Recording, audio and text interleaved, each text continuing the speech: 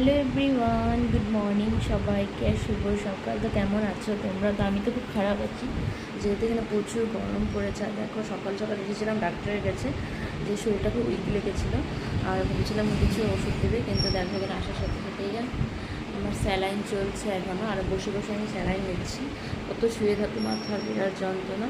আর এত গরম পড়েছে, ডাক্তারে বলেছে যে গরমের জন্য এরকম হয়েছে, তুমি এখন একদম ঠান্ডা জিনিস খাবে, যেরকম ডাবের জল খাবে, আর মাছ মাংস বেশি খাবে না। কিন্তু এখানে প্রচুর, হায়দ্রাবাদে প্রচুর গরম পড়েছে। গরমের জন্য শরীর অস্থির হয়ে গেছিলো সকাল সকাল। আর এখন স্যালাইনটা নেওয়াতে একটু আরাম পাচ্ছি আমি। তো এটাই বললাম তোমাদেরকে, গুড মর্নিং দিলাম সবাইকে সকাল সকাল। অ্যাকচুয়ালি এত যন্ত্রণা করছে, ব্যথা করছে। আর অনেকে অ্যাকচুয়ালি আমাকে পছন্দ করে না, তারা ভাবছে যে ঠিকই আছে, ব্যামারে পড়েছে। কিন্তু যারা এই কথাটা ভাবছো তার জন্য বলি যে আমার কিচ্ছু হয়নি, আর আমার কিছু হবেও না।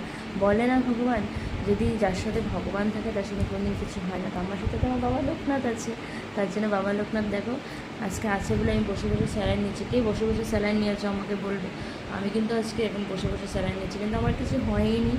শুধু ডাক্তারের কথার জন্য স্যালাইনটা নেওয়া হলো না। তো ডাক্তাররা কিছু আর বলতে পারে।